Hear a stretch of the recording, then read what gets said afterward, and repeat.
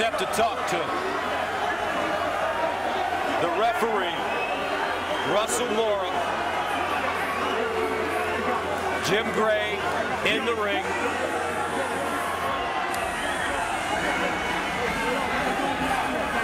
We will get the decision before we do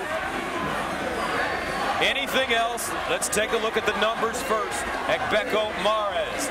Here are the punch stats. Well, obviously Abner Mares landing more punches, and Agbeko did have the edge in jabs. We talked about that, which speaks to the point that Abner Mares did very good work in this fight for a lot of the fight. And he's reveling in what he thinks will be a victory. So this young man performed well. There's no way to take that away from him. But clearly, because of the actions of Russell Mora, and because he did throw those low blows, this victory will not be maybe the joyous one that he wanted in terms of reaction. If he gets it, and we don't know if he's going to get it.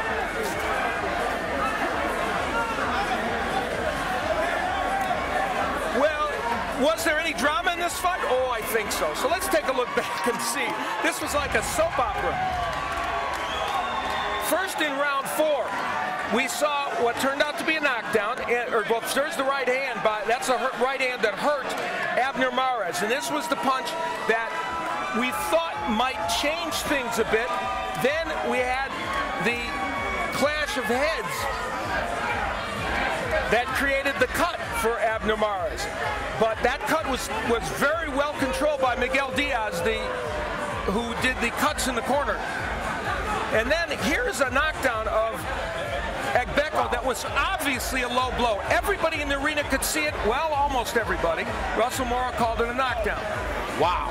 And, you know, there's just not much of an excuse for blowing a call when you're right in position to make the call. And I understand how Joseph Agbeko can feel as if an injustice has been done to him tonight, because those low blows were repeatedly, and he didn't get not one warning. Well, he got some warnings, but he never got a point deducted, and that's the point. Yeah. You know, you got to deduct. Let's go inside the ring for the decision. Here's Jimmy Lennon Jr. Ladies and gentlemen, after 12 rounds of action, we go to the scorecards. We have a majority decision. Here are the score totals. Judge at ringside, C.J. Roths, scores about 113 to 113, even a draw. Judges Adelaide Bird and Oren Schellenberger both scored about 115 to 111 in favor of the winner. Now the Showtime Bantamweight Tournament champion and the new IBF Bantamweight champion of the world, Abner Mares.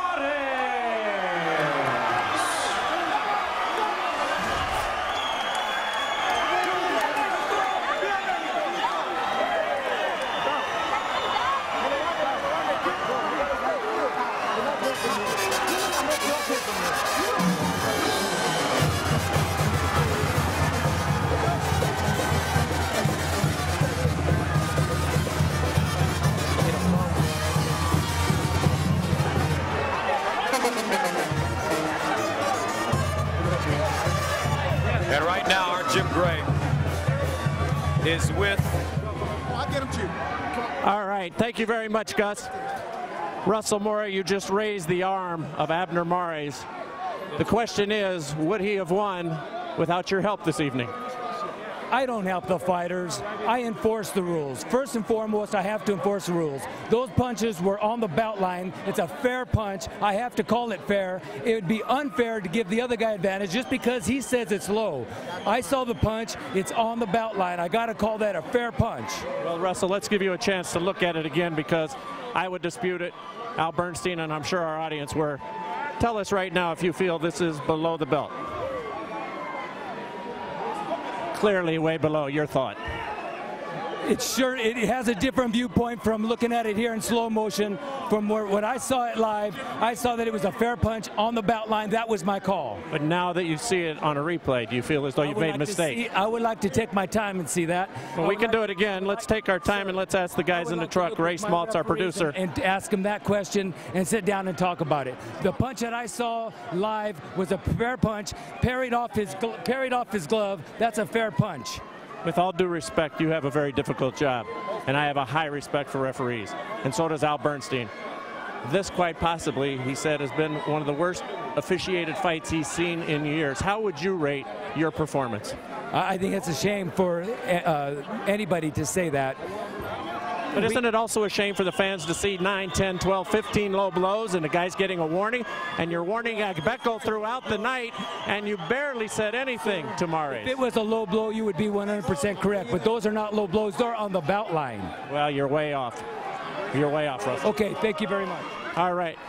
Let's now give it over here. We have Abner Mares joining us. Abner, this is going to be controversial. First of all, congratulations. I know this is fulfilling a lifelong dream, but this is going to be controversial because of the low blows. What are your thoughts on what has gone on here this evening, particularly the last knockdown?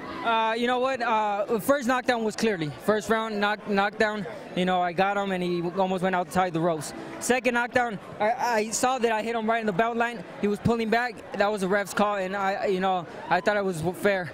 But, you know, I was hitting right, you know, when he was pulling me down, I was going for body shots, and they were right on the belt line. I never hit him low.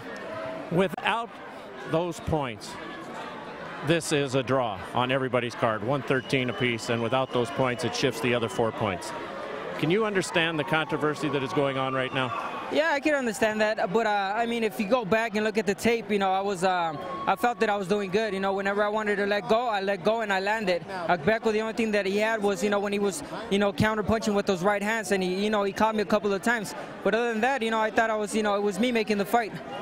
Abner, why has this been such a problem? Because Vic Darchinyan, rightly so, complained about the same low blows after his fight, sent a tape around, protested about it, and now we have the same thing this evening. Why is this such a problem for you? I have no idea. Maybe because I'm a guy that, you know, likes to work the body a lot. And these guys, since they don't like to, you know, be hit in the body, what the first thing they do is they try to avoid and they pull back, or they push me down. And when they're pushing me down, you know, I'm still going for the body shots. But obviously, I'm not going low blow. You were very patient, and you waited through the sciatica problem of Agbeko, and you showed tremendous sportsmanship. Now the question is going to be, will you give him a rematch because of what's gone on? I'm open for anything. You guys know, I mean, we could do another tournament, you know, just like this. You know, I'm more than welcome. I just want to fight the best, and this is what I like to do. And, you know, I'm just happy. Don't ruin my moment right now, man. How sweet is it for you? I know it's controversial at this moment, but how sweet is this moment? You've been pointing for this for a lifetime. My lifetime. I'm just going to enjoy it, going back to my family, my wife, Nata, baby, my 2 babies that are, you know, that I have. Yeah. Thank you, Golden Boy Promotions, you guys, Showtime, you know, for giving me this opportunity. My dad, my family, Mares, and everybody, thank you so much. Espinosa, my promoter, ever since he, you know, stepped in, you know, I've been doing good. Abner, congratulations. We'll see you again. Thank you so much. All right, let's bring in Joseph. Joseph Agbeko, if we can speak to you for just a moment. Of course, you protested throughout the evening all of the low blows, and justifiably so. What is your feeling now on losing this fight after what has gone on? First of all, I want to tell the world that I'm a true champion. I don't know why, especially boxers from Africa, I don't know why this happened to them every time. When I fought Vic Darchinyan, the referee I was fighting the referee and Vic. I was pushed and they counted me.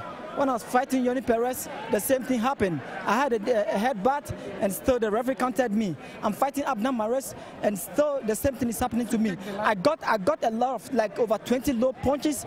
He never won him. He never do anything. And it's like I'm fighting the referee, and I'm fighting him. It's like he's trying to be a racist. You know, this is boxing. I think everybody agrees with you, all of the fans and the announcers, at least in this instance. I'm a world champion. I don't think I lose this fight. The referee stole my title from me to give it to him, and I demand an immediate rematch.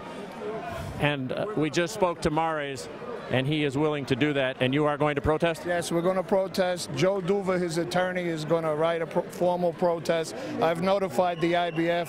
and we're going to protest. We're writing a letter to the IBF on Monday. Joseph, let's take a look at the knockdown in the round that gave him the 2 points that made it virtually impossible for you to surpass him late in the fight in the 14th round. Tell us from your perspective, were you walking away from that blow thinking that it was a low blow and there was going to be a point taken away as we take a look at this replay? Tell us your thoughts as to what was going on. There you go. Come on. Joseph, your thought? You thought you were walking, he was going to get some points deducted, correct? It was a very big low blow, and it affected me a lot. So I can't stand. I wasn't able to stand, and the referee counted me instead. And the referee was supposed to disqualify him or take a point from him, but I was counted. You know, This need to be a rematch. you know, Yeah. I demand for an immediate rematch because this doesn't make Abner Mares a champion. He is not the short-term bantamweight champion. No way. You can't be a champion with referee fighting for the other fighter for you. No, I need a clean fight. I'm supposed to, even yesterday, I said that I need a clean fight because I know definitely there's going to be a fishy play. I need a fair match, and now, right now, there's no anything fair. It's like whenever a boxer from Africa fighting, they always try to cheat him. It's too bad. All I can say is in this instance, you're absolutely right. I hope you get your rematch. Gus, back to you. Thank you very much, Jim. Let's take a look at the judges' scorecards. Al Bernstein. Well, and a key point here is obviously one judge, C.J. Ross, having a draw. Now, with a 115-111 spread and the other two judges' cards, if there had been a point deducted and there had not been that last knockdown, we're looking at a whole different situation here. And that clearly is what is preying on the mind of Joseph Agbeko. And press row scoring. The press row scoring, you'll take a look and see that, you know, they're within the same ballpark as everybody else was in terms of the official judges, and an indication that some slight alterations because of the knockdown and the low blows could have affected